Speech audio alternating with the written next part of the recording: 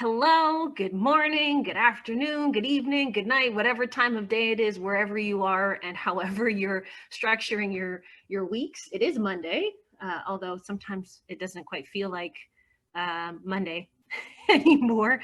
And we are so thrilled to be able to welcome you to our Everyone's Game online webinar. It's an hour long. And my name is Amanda Neal Robinson. I'm the executive director of the Toronto Intercity Rugby Foundation. But just before we get into the meat and potatoes of why we're all here today, just want to do a bit of housekeeping. So I've been hearing that there's been some dropped calls on Zoom lately. So in order to make this the most optimal listening and viewing experience, highly recommend that you close all your windows, not the windows to your house. You can keep those open. I mean, the windows on your desktop. It just makes it go a little bit faster. Perhaps maybe, close down Netflix, not the time. And don't worry, your microphone is on mute. So we can't hear how much of Joe Exotic's album you're listening to right now in the background. So your secret is safe with us. The only other thing I want to put up right here in the front right now is I really want you to be present. I want you to be present right here, right now. These are some trying times that we are in right now. And sometimes it's hard to focus on what's in front of us and where we're at in the moment. So for the next hour, really, really, really want you to be here and to be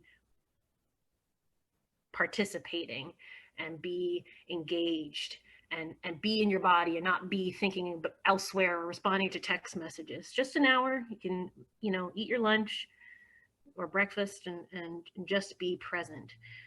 So not just being present for the webinar, but being present in your body. When was the last time you felt your body today? So do me a favor. I want you to just spend a few seconds wiggling your fingers, stretching them out. Stretch out your arms, do some nice big stretches, move your neck around, kick your legs out. Just feel your body as you're sitting in your chair or couch or wherever you're working from today. Feel your body. And in being present in your body, I also want you to think about being present to where you are right now. And for us here in Toronto, there's a great resource that anyone can access, and I strongly encourage you to access. It's called native-land.ca. And on that, you can find all the traditional territories and treaties over time that have impacted Canada and parts of North America as well, to find out where are you really presently. And for us, we are on the traditional lands of the Haudenosaunee, the Huron-Wendat, the Anishinaabe, and more recently, the Mississaugas of the Credit, who have been stewards of this land for generations. And the other interesting point about this land is that it's traditionally covered by the dish with one spoon wampum. And you can go and see the wampum belt over at the Royal Ontario Museum, which is downtown Toronto. It's absolutely free. You don't have to pay to go see it. It's beautiful. It's a beautiful artifact and a really important part of our collective history. And the dish with one spoon is really timely to bring up at a time right now where the messaging behind that was, and the agreement behind that was, everyone would take from the land what they needed and leaving the rest, making sure that there was enough for others. And at a time where we are seeing panic buying and a lot of selfishness, along with the selflessness, but a lot of selfishness out there, just really important to think about, how am I leaving this space for others after me? And, especially, contextually in this time where we're putting such an emphasis on hand washing and, sanitization. And just an hour and a half outside of the city of Toronto, there are Indigenous brothers and sisters who don't have access to clean drinking water. This is not a problem that's way back when. This is currently happening now.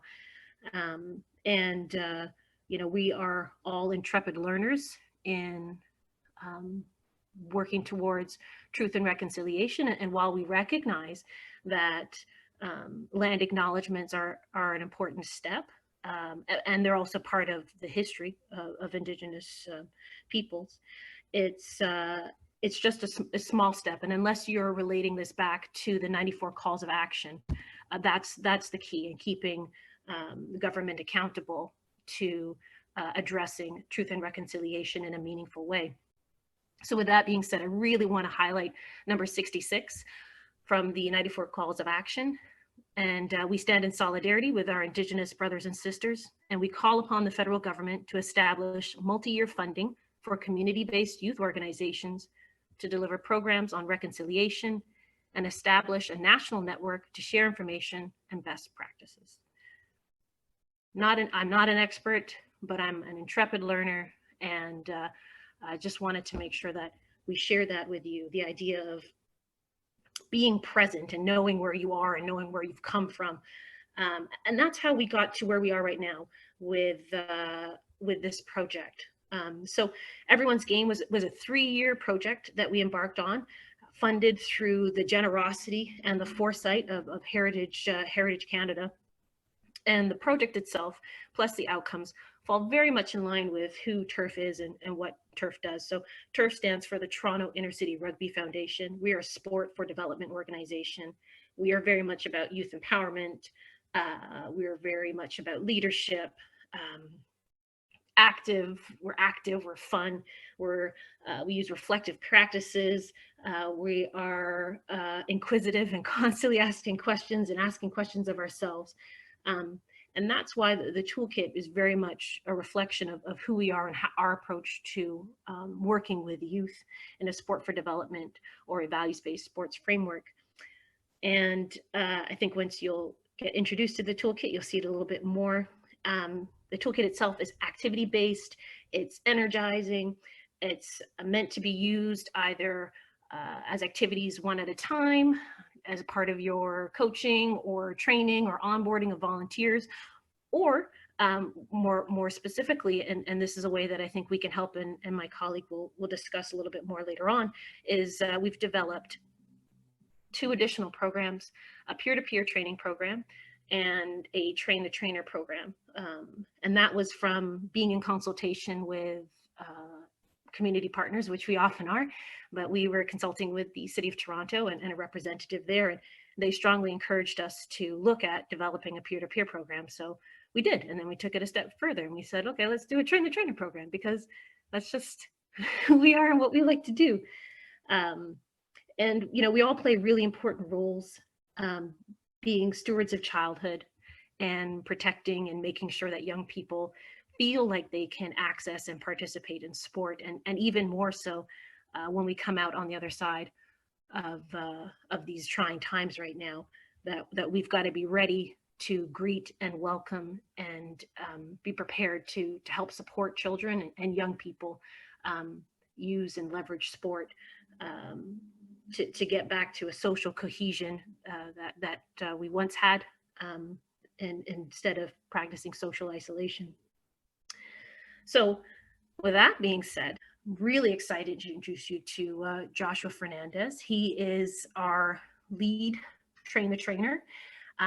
We've known Josh since 2017. He started working with us in the summertime.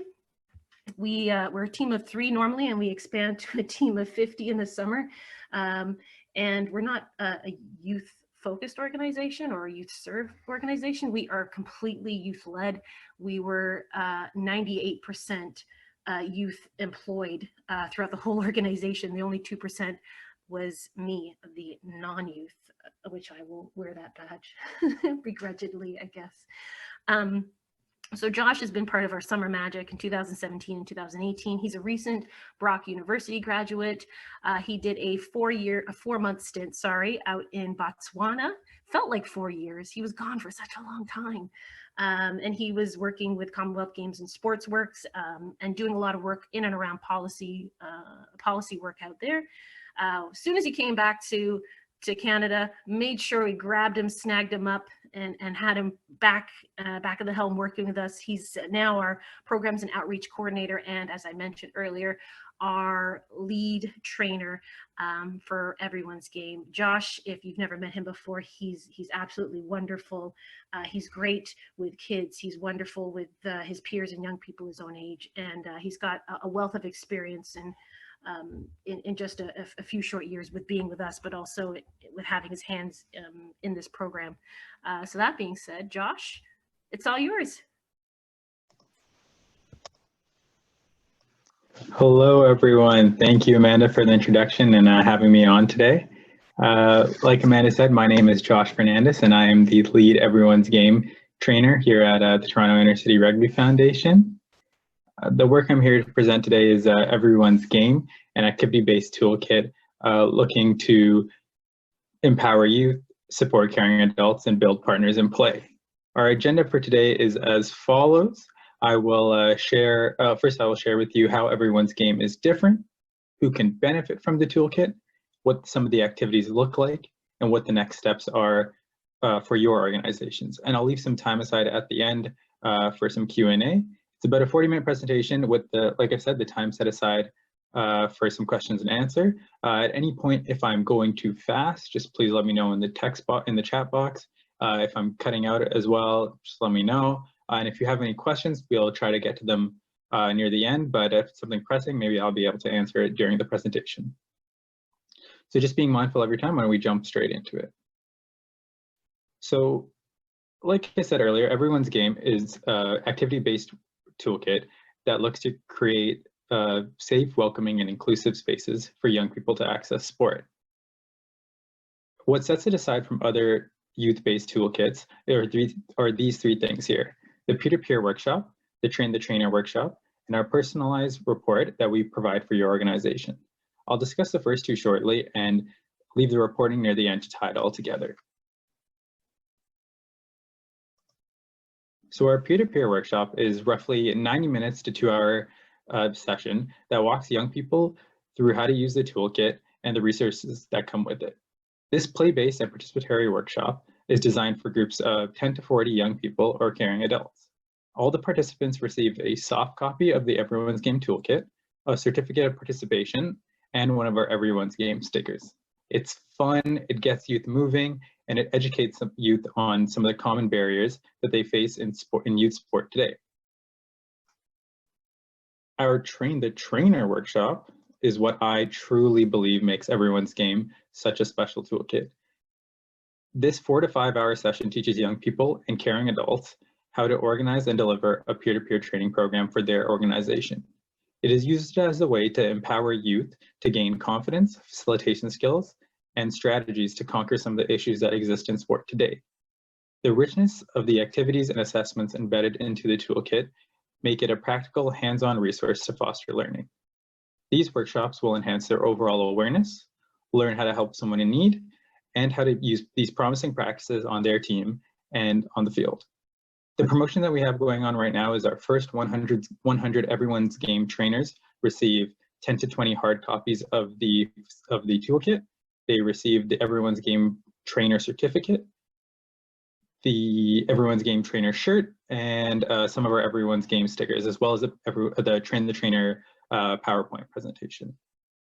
Having led both of these workshops in the past, it's great to see the benefits that each of them have. During the peer-to-peer workshop, we often see youth who generally don't want to participate, take a step out of their comfort zone because of the safe, welcoming, inclusive space that we hope to create. It's awesome seeing these kids participate, and later their coaches coming up to us and telling us that they're almost never like that. At some of the Train the Trainer workshops that we've had, we've seen empowered youth and caring adults strive to be better leaders for their organizations. It's amazing to see these people look to customize their own workshops to fit the particular needs of their organizations. So moving forward, we have a quote here from one of the student athletes at Belmont Secondary School in Langford, British Columbia. This workshop made me realize how bonding and communication can work. This group loved the peer-to-peer session that we did at their school to the point where they didn't want us to end. Their coach shared with us before we started that they weren't the most responsive and passionate group, but he felt that there was something that needed to be unlocked in them. And as soon as we started, he saw their communication levels, their energy levels, their morale boost instantly, and was so impressed by the program. He wanted to implement some of the activities into all of his practices going forward because of the difference that he saw in his athletes. So, moving on. So we're having some technical difficulties here. So you may have heard me reference them earlier. Sorry, let me just fix this.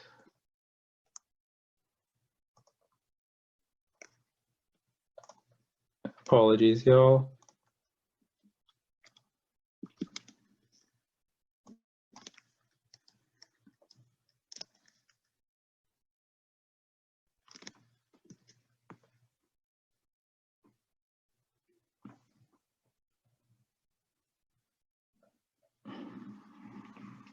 Okay.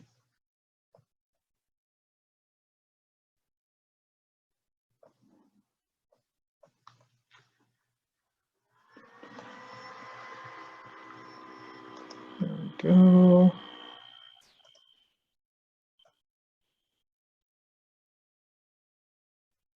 So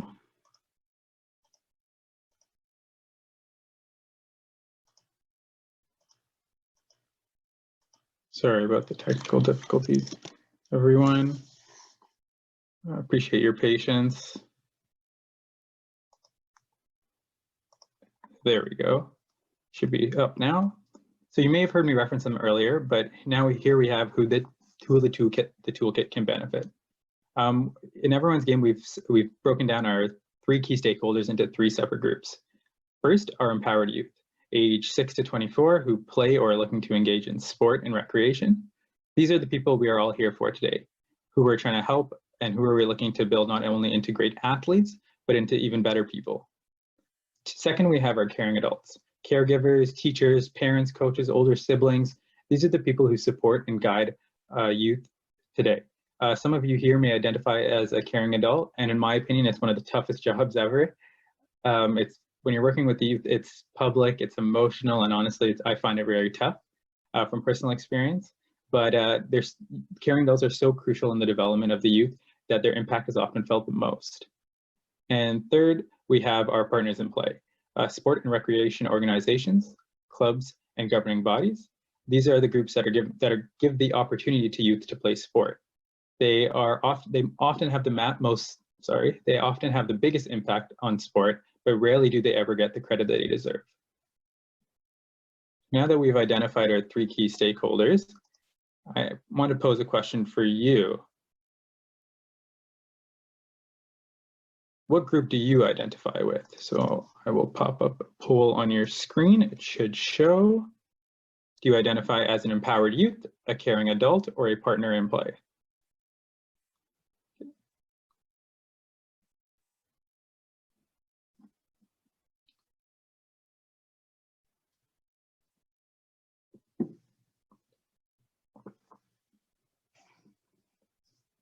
Give another 10 seconds or so just to make sure if anybody wants to, anyone who hasn't participated already, if they want to jump on in. Okay, let me close this up. Okay, so I'll just show you guys who we have here today, some of the groups that we got going on. Lots of caring adults, great seeing that. 1 empowered youth, I love seeing the empowered youth on the webinars, looking to learn and help their peers. Great seeing that. Partners in play as well. Awesome. So let me close this up.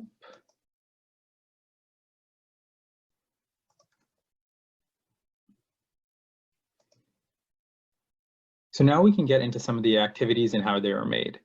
Everyone's game aligns with Maslow's hierarchy of needs, which is based on this illustration in front of you. While some of you may know what Maslow's hierarchy of needs is, for those who don't, it discusses what components must be in place for an individual to reach their full potential. It demonstrates that one's primitive needs must be met before they can progress. Everyone's game is designed around these three pillars: basic needs, psychological needs, and self-fulfillment needs. It's a bottom-up approach, meaning that once you achieve stuff at the bottom, you can move on to the next tier, finally reaching the top. That's what we hope to achieve through everyone's games.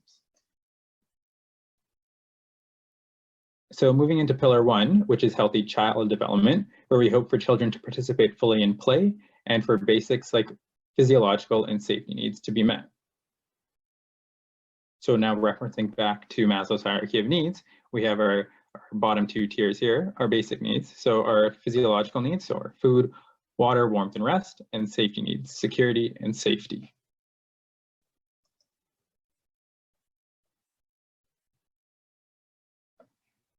In everyone's game, we have a program audit for each of the pillars that asks some questions to help you base your train the trainer or peer-to-peer session for your organization.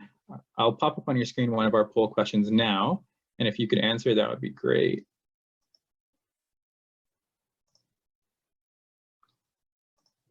Launch polling.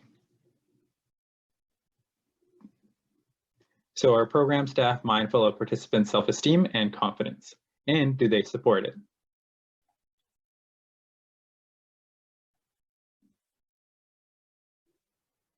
Oh.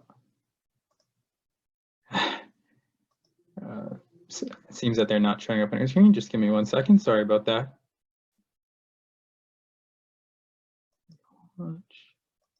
Continue. How about now? There we go. Looks like people can see it.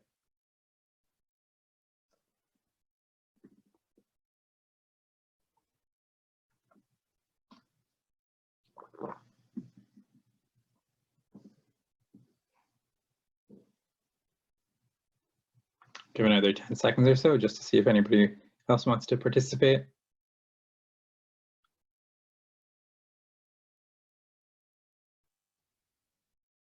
Okay.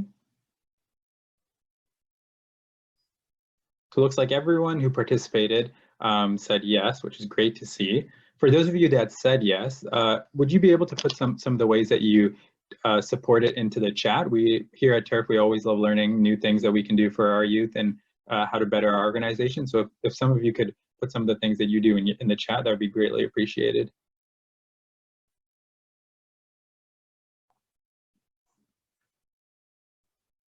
I'll give a couple seconds just to see if anybody wants to participate in that.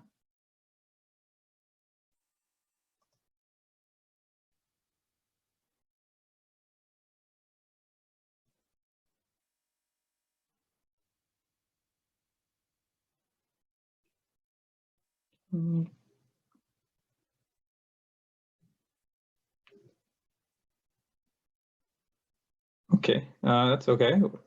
Looks like we're okay for now. Moving forward. So one important factor to keep in mind about everyone's game, the toolkit, is the reflection component that we have. A lot of the activities that we do, some of them may have been seen by youth before and by caring adults as well.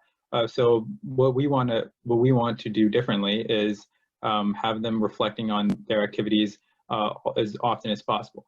Get them thinking about why you chose the activity, what were some of the negative takeaways from that activity, and what were some of the positive ones. If you were to do it again, what would you do differently? Is there something, sorry, we're trying to be able to carve out a reflection period into sport and make it a commonplace to ensure that youth are always getting a chance to discuss how they feel and what they're feeling at the time of sport. So after every program activity, after every program audit, we'll be keeping these things in mind going forward, and we'll have a little bit of reflection, some self-reflection as well. So for each pillar, I'll show you one of the activities from the toolkit. For our first pillar, the activity we have is red and green thoughts. We found this activity works best with empowered youth age 6 and up. So here is a cutout or an outline of what each of the activities in the toolkit look like. We have our objective, our group size, our location. Sometimes we have our materials needed and the space required. And then we have our instructions as well. for the goal of this game, we have youth line up on one side of the classroom or gymnasium field, and we have them think of a red thought, which is a negative thought, and green thoughts, which are positive thoughts. For every green thought, we have them take a step forward. For every red thought, they're asked to stay still. But if they're caught taking a step forward, we have them move to the back of the line.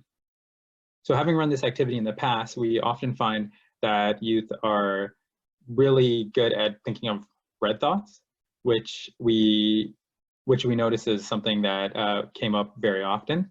But once we give them some ideas for some green thoughts and how they can turn those red thoughts into the green thoughts, we really see them flowing in more often. Our goal for the activity is that whenever youth are feeling down or lacking confidence, or they're able to turn those negative thoughts into positive thoughts, being able to remind them that there's a way to succeed in whatever they're doing. Hopefully this is a way to boost their confidence and their self-esteem. So moving into pillar 2, inclusive spaces. This pillar looks to support the psychological needs of children and youth. This includes a sense of belonging as it relates to culture and religion, learning and teaching styles, and communication as well. This pillar of the toolkit focuses on the third and fourth tier of Maslow's hierarchy of needs, the psychological needs. So we have our esteem needs, prestige and feeling of accomplishment, and our belongingness and love needs, so intimate relationships and friends. So our second program audit activity we have up today should pop on your screen now.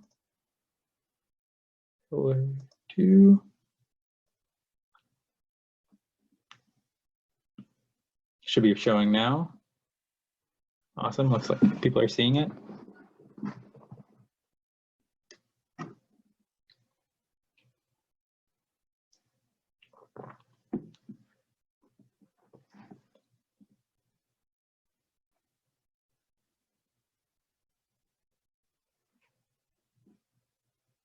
So do staff members in your organization promote open and effective communication between both themselves and you, as well as amongst youth? So let me close this up.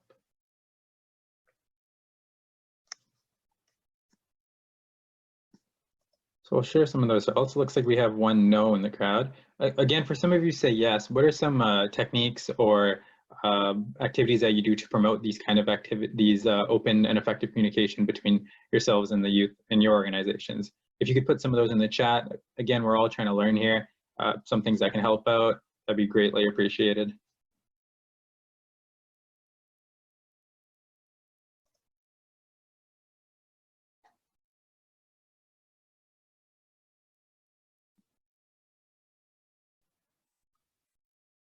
Oh, I think I missed one earlier from the last program audit. We had Anissa saying season surveys give athletes an opportunity to evaluate their experiences. That's good to see. I like that.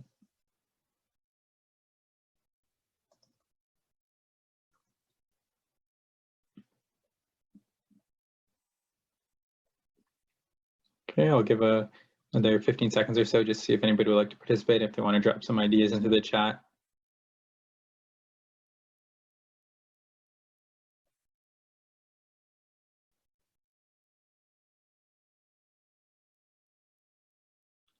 Let me close this up.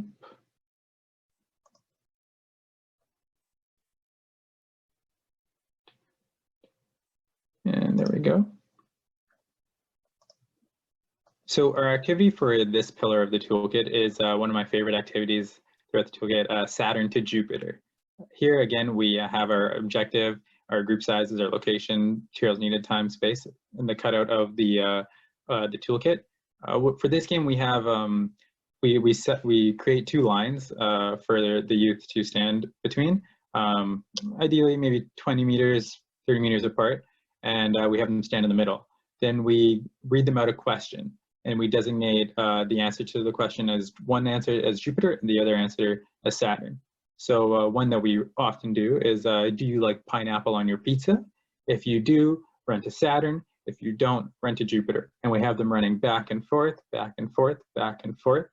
It's a really fun one. Having run this one in the past, it's amazing to see how many youth just make the assumptions about their teammates because they're in a common space.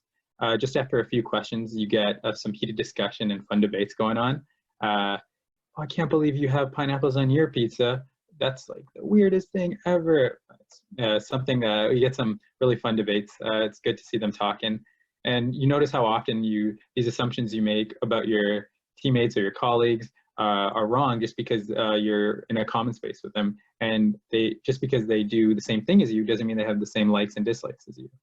So now we're going to move into an E version of Saturn to Jupiter. So let me put that on your screen now.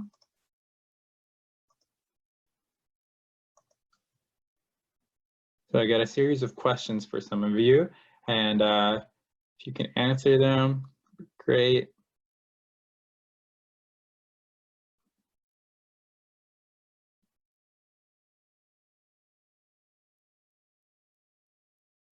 I hope they're showing okay.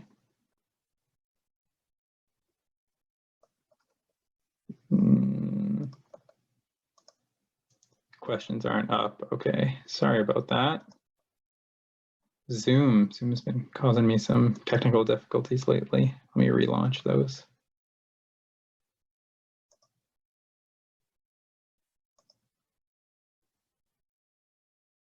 There we go. Should be up now.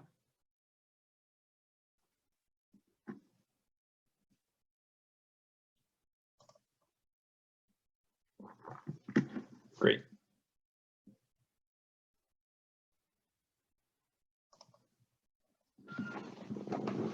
So we have, are you team Android or Apple? Do you like pineapples on your pizza? Which do you like better, spring or fall? Speak more than one language? Do you think a hot dog is a sandwich? There's only one answer to that one.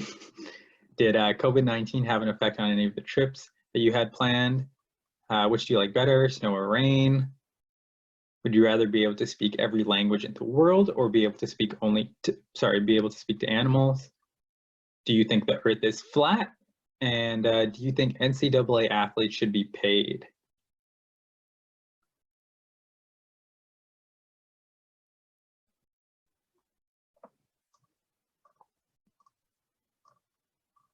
So we'll give another 15, 20 seconds just to see if anybody else wants to participate. We got a lot of answers in.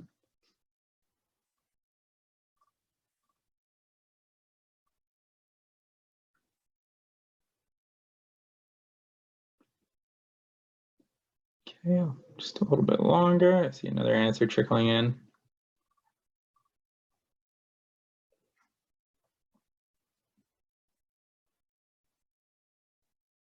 Okay, so let me close this up. Now I'll share the results with you and you can see what other people think about some of your answers. I personally am a team Android guy, so I gotta agree with some of you there. I'm a no for the pineapples on the pizza. Wow, a lot of yeses. That's different. Spring over fall, yeah, that's good. Good to see. I like that. I like that warm weather. Lots of people speaking more than one language. Very jealous. Oh, a hot dog is a sandwich? Oh my gosh. I'm gonna have to strongly disagree with that one. My plans as well being canceled by COVID. Snow or rain? Yeah, I'm a rain, but that's a close one.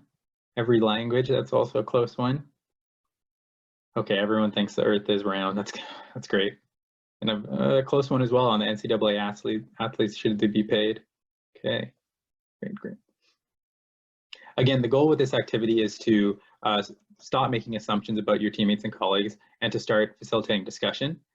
We want more reflection time, more discussion time in our youth sport, and this is a good way to facilitate it while having fun as well. Reflection. I have another question for you. What kind of reflective practices are you implementing into your organizations? So if you guys could put those in the chat, that would be appreciated. Something that we do at the Toronto Inner City Rugby Foundation is an activity called Start, Stop, and Continue. When we do an activity, after we assess it by saying what can we start, what can we stop, and what should we continue to do. Lauren W says they have one-on-one meetings with coaches and players. That's a popular one throughout the season. Oh, that's good. Checking on them at different points. That's a good one. We had someone, another participant in the past, say they do and then conversations, where they start off a conversation and then the next person in the circle or line will say and then in a continuous story going along. That's a good one. See if anybody else wants to participate.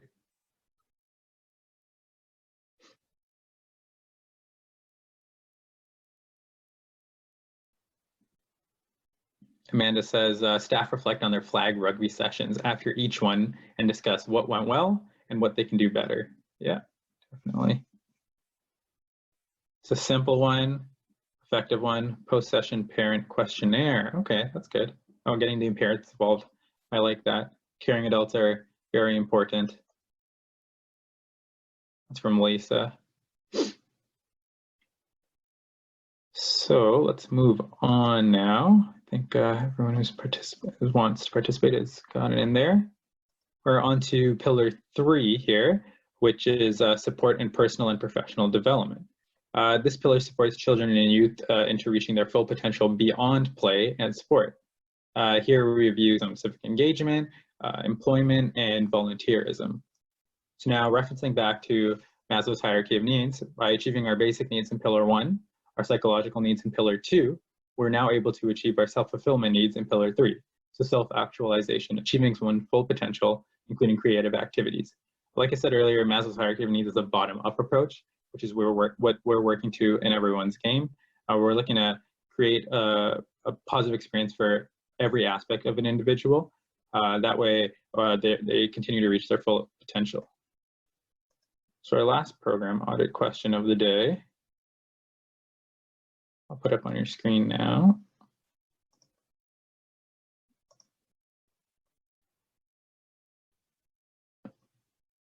So should be up.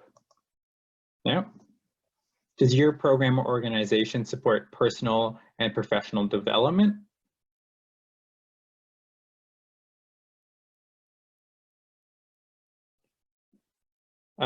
If some of you don't know what that is, we, for example, at the Toronto Inner City Rugby Foundation, we have professional development days where we bring in a speaker or a presenter of some sort, and they discuss something completely unrelated to flag rugby, whether it's finance, mental health, different things that help prepare youth going forward.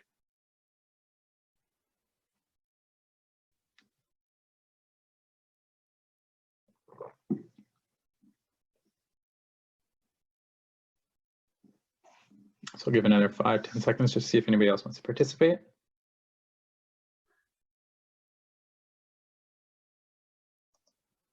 Okay, so again, everyone who participated, we said yes, which is awesome to see.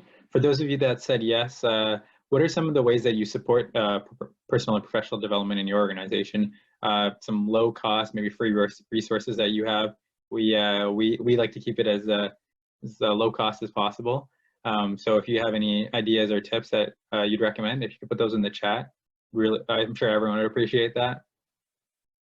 Always trying to learn here.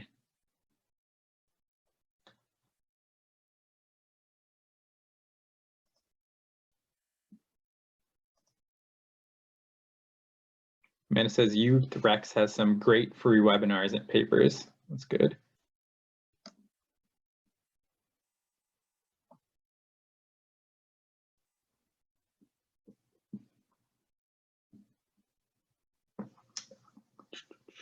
Let's see if anybody else wants to participate. Give it another 15 seconds or so.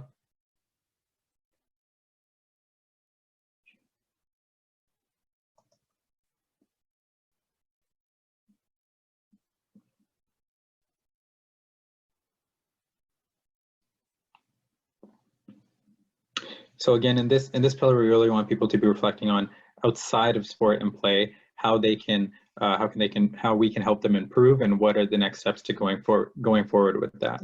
So based on that, we have our activity for this pillar. One of my favorite activities as well how to meet a key player. It's very different from all of our other activities. I said earlier that some of the things that we do in the toolkit may have been seen previously. This is one that I think is pretty new to a lot of people. How to meet a key player. We have, again, our objective, our group size, location, time needed, materials needed.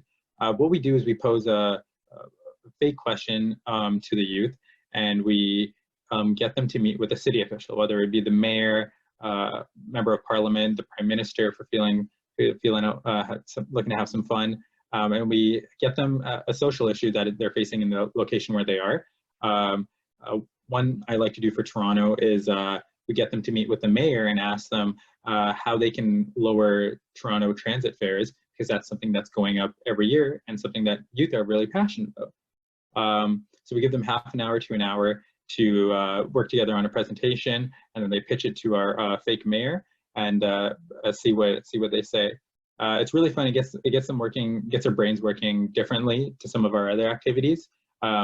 Some of our other groups, it really throws them off at first, but once you give them a couple minutes to start thinking and using their brains, then you really get to see them working and some of the great ideas that they have.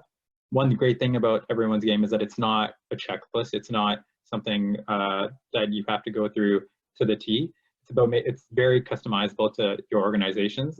Like I said, what I do with Toronto organizations is the Toronto Transit Fairs. But when we were out in BC, one thing that youth were really passionate about there was the cost of affordable housing. And they wanted to meet with the mayor there to see if they could do anything to lower the cost of housing, to put a cap on it. So it is very malleable. It is something that you can change around often. And this activity is really good. In the past, I've met with city officials, and we provide the youth with a chart on some tips and tricks on how to speak with them, best ways to meet with them, what they're looking for. And it's something that I would have really benefited from. Having met with city officials before and not being prepared, you sometimes make yourself look a bit silly. And this is something that I think really prepares them well. It's a great activity, and I think youth, once they get through it, they really enjoy it. So that's why I think it's a great one.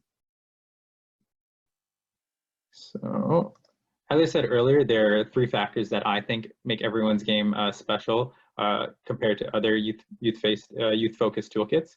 And the 3rd factor is our reporting back, the personalized reports for the groups that participate in our peer-to-peer workshop. As I mentioned earlier, the report captures the feedback that the feedback through the participants from the activities that they do. We assess the responses we receive and highlight some of the common language that is used amongst participants. The caring adults that we shared it with were amazed to see some of the feedback and how in-depth it was. It's clear to them that they need to adjust some of the practices and programs that they do in their organizations. We even have our participants recommend practices that make their space more safe, welcoming, and inclusive. So here we will have take a look at the Belmont report. So let me share. So it should be up on your screen now. So we discussed a little bit about the toolkit itself.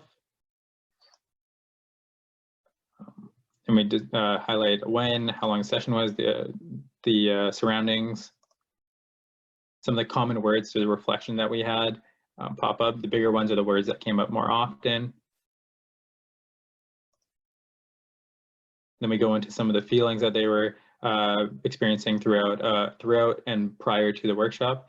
It was based on not only their session that we were doing with them, but with all the other sports that they participate in, and these particular group of student athletes participate in a lot. One activity we ran with them was I Wish My Coach Knew. Here we have it, where we get them to write down something they wish their coach knew about them anonymously. That way the coach doesn't single any of them out. And then here are some of the responses that we get from some of the participants. I like to try new things. Mental health affects my athletic performance. Sometimes we're more tired than others. Sometimes I can't see the ball properly because my eyes were shaking. The coach was astonished when he was reading these after and just learning more and more about them, that he wished things that he knew about them prior to his practices. And that way he could adjust each and every single one of his practices to fit the needs of his youth. Going forward. We have some quotes from here. We asked them what can they do to their clubs to make it a more safe, welcoming, inclusive space. Be kind to everyone. Don't encourage bullying. Make new people feel comfortable. A really big one that they really do their best to implement. Who they can share the toolkit with, and then the next steps that we provide for their organization. So sharing the report with their coaching staff, checking in with their team, encouraging their other teams within their school to participate and do the audit, ask how they can improve, and give the team time to talk.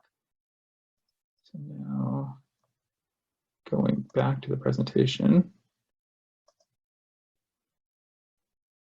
we have so our Belmont report, which we went through. So now we have our 3 calls to action. Number 1, applying everyone's game to your coaching, your training, your tournaments, your onboarding, welcoming, the clinics that you have. These are things that you can do very quickly, maybe 10 minutes within each, at the beginning or end of each of your practices, something that'll really go a long way to helping your youth.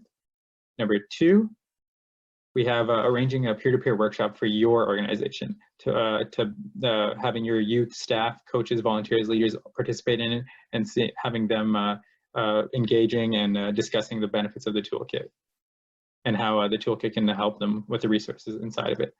And number 3, supporting a Train the Trainer program for your staff, coaches, volunteers, and leaders. This is a big one. It goes a long way. It allows them, again, to be able to teach it to other people, and you slowly see what we're trying to preach throughout the toolkit implemented into your organization. So that is all I have for you today. My last poll question will be, which call to action will you champion in your organization? So let me pop that on your screen right now. Should be showing. Looks like it is. Will you apply everyone's game activities to your practices or tournaments? Will you arrange a peer-to-peer workshop, support the Train the Trainer program, or maybe you're not sure, and we can reference back with you in a month, follow up with you.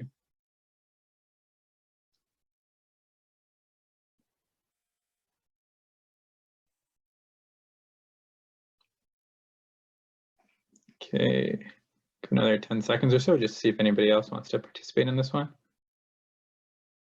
Good responses coming in. Close that up. Share the results. So you have some people who want to apply everyone's game activities to their practices. That's great. Arranging a peer-to-peer workshop and supporting Train the Trainer workshops. That's amazing. We would love to come in and work with your organizations and your youth. If you are interested in doing it post-COVID, we'd love to come on in. Just let us know. Okay, close this up for you. Results. Okay, so that is all I have for you today. If there's any questions or concerns, I'll open it up now to some Q&A. If Amanda has anything to say, I just want to thank everyone for having me on today. I appreciate you taking the time. Sorry about those technical difficulties we were experiencing earlier. Zoom's been overloaded these past couple of weeks with everyone signing up for online businesses, but I think it went pretty smoothly. Thank you, everyone. Thanks, Josh. Thanks for taking the time to walk us through this today. And thank you all for being out here and participating and being a part of today's workshop. Just a couple of things I want to say just to kind of bookend this presentation is the toolkit itself is not prescriptive. It's not a checklist. It's meant to be a living, breathing document, and it's something that we hope we can continue to grow and use and find utility with. In not just a sport specific setting, but also with other partners in play. So like a Boys and Girls Club or an after school program or within a school class. It's not meant to be a checklist.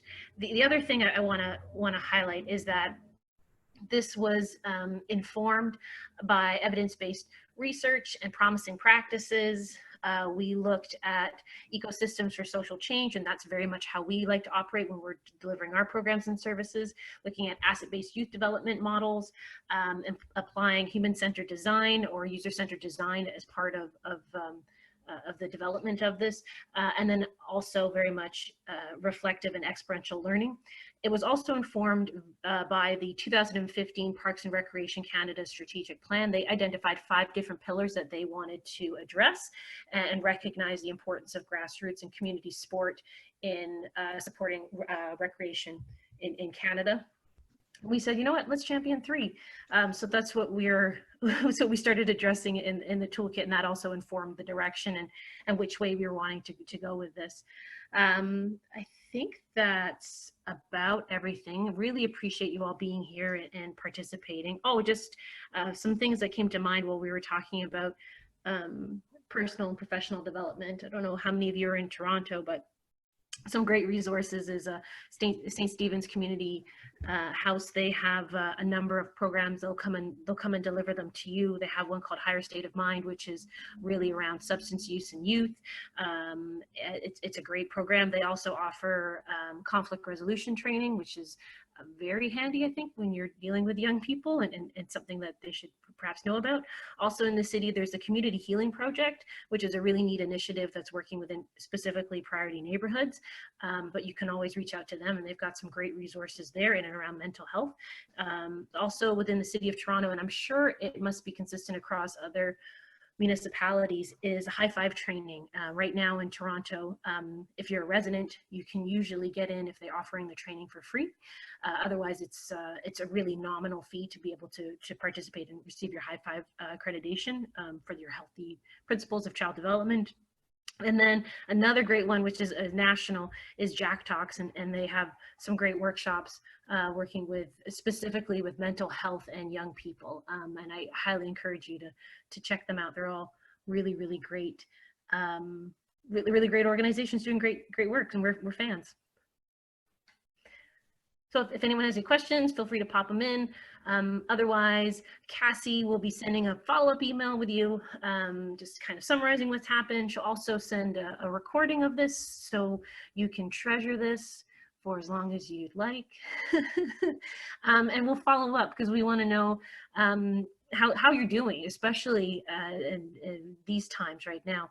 We anticipate that we'll be able to give you a copy of the toolkit in April, although it looks like we won't be able to start doing anything with our young people until July at this rate. But you'll definitely hear from us between now and then. Thank you so much. Please stay in touch. If there's anything we can do, we're your allies here. We understand the struggles that we're all going through right now, especially when we're thinking about the importance of welcoming young people back into a safe place to play after we get through the other side of this trying time at the moment. So please stay in touch.